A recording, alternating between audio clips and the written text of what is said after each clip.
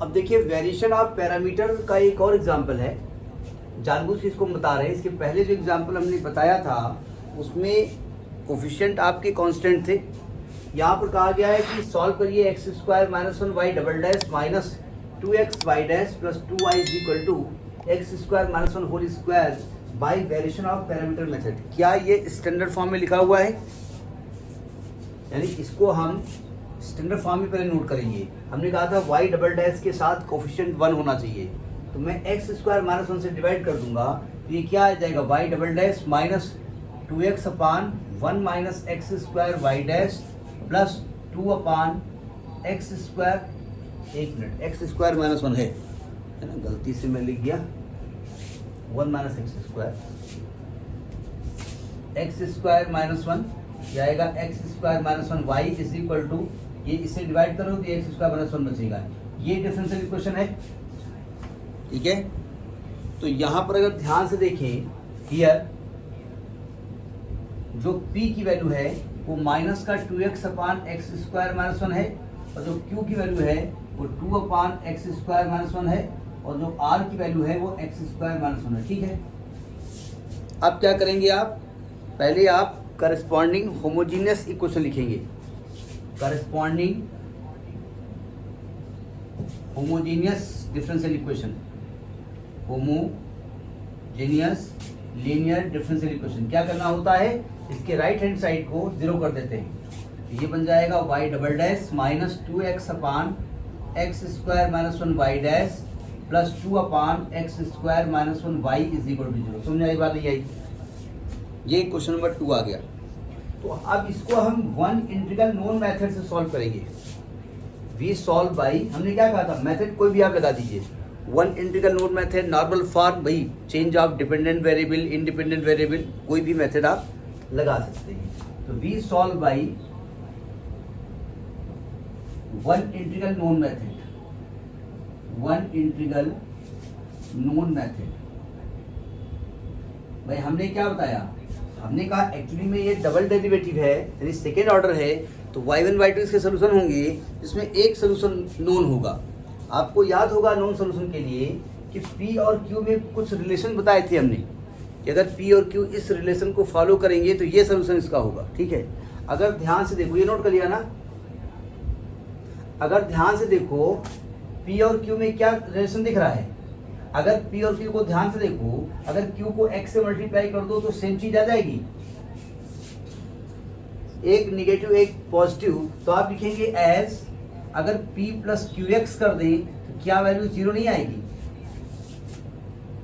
और अगर p plus Q x 0 होता है तो वन सोल्यूशन जो नोन होता है उसको क्या मानते हैं, so y1 is equal to x is one of the solution. याद आया, वन ऑफ द सोल्यूशन। हमने y1 is equal to x, y1 is equal to e to power minus x, बहुत सारे मेथड बताए हैं, इसके पहले वाले क्लासेस भी आपको पढ़ा है, नोट करिए इसको। अब देखिए y1 is equal to x, इसका एक वन नोन सोल्यूशन है। फॉर अदर सोल्यूशन क्या करेंगे, फॉर अदर सोल्यूशन क्या माना जाता है, y2 is equal to v y1 बताया था ना हमने, याद है। Where v is what, where v का फॉर्मूला क्या बताया था, इंटीग्रल, बताइए क्या बताया था, 1 अपान y1 का square into e to power minus integral P D X का होल इंटीग्रल, है ना, याद आया। ये आ जाएगा 1 अपान y1 स्क्वायर हो गया एक्स स्क्वायर। हमने केवल v निकाला है, बाद में y1 से मल्टीप्लाई कर देंगे तो आपका y2 निकल आएगा। E to power minus integral p की वैल्यू क्या है, minus 2x upon x square minus 1 dx। समझ में नहीं आई। अब जरा ध्यान से देखिएगा, माइनस माइनस प्लस हो जाएगा अगले स्टेप में, यानी ये आपका 1 अपान एक्स स्क्वायर ई पावर, ये इंटीग्रल केवल 2x upon x square minus 1 हो जाएगा। जरा ध्यान से देखिएगा, अगर इसका होल इंटीग्रल भाई है यहाँ पर, मतलब ये dx e की पावर में जो इंटीग्रल है ये होल इंटीग्रल का dx से लिखा हुआ है। सुनो ध्यान से, अगर मैं e की पावर को ध्यान से देखूं, अगर मैं एक्स स्क्वायर माइनस 1 को t मानता हूं तो इसका डेरिवेटिव 2x dx ऊपर प्रेजेंट है, यानी ये log t हो गया।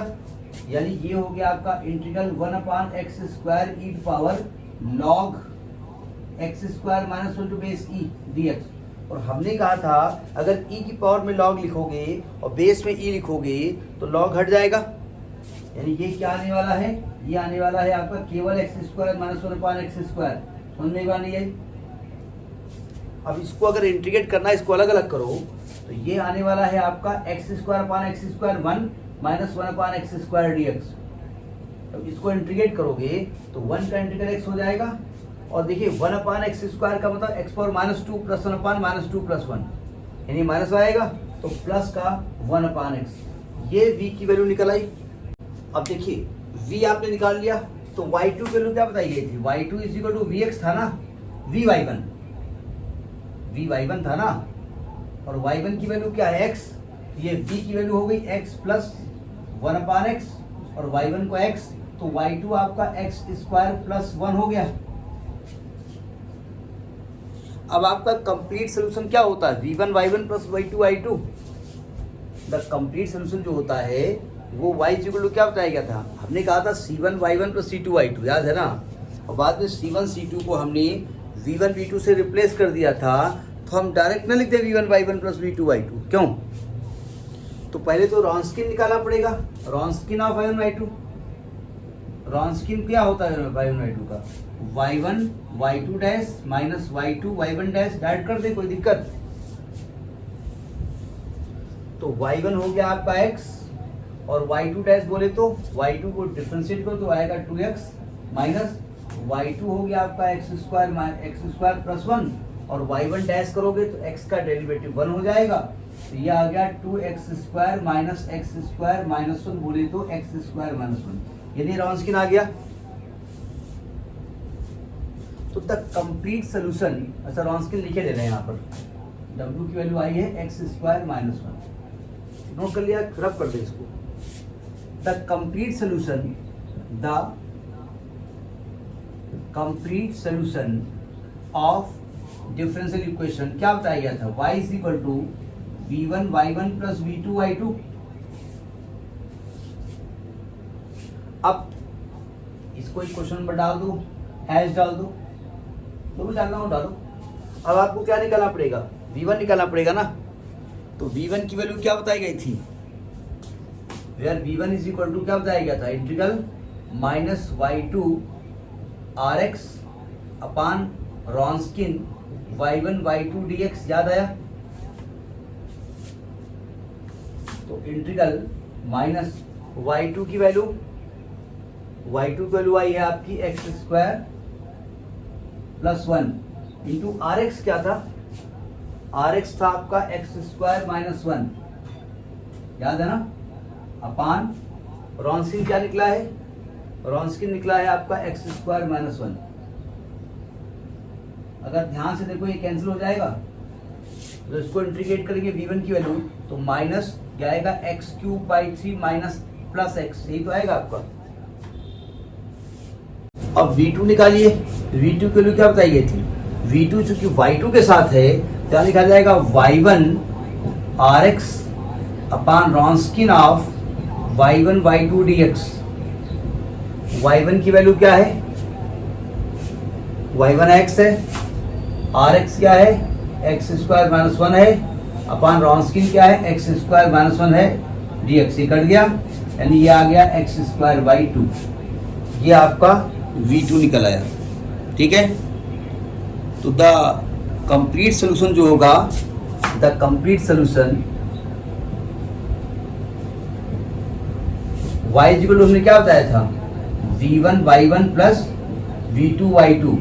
तो v1 की वैल्यू कितनी आई है, minus x³/3 plus x into y1 की वैल्यू क्या आई है x, प्लस v2 की वैल्यू क्या आई है x स्क्वायर बाई 2, और y2 की वैल्यू क्या आई है x स्क्वायर प्लस 1। अब देखो चूंकि ये फर्दर कैलकुलेशन पॉसिबल है, इसको फर्दर कैलकुलेट कर लीजिएगा।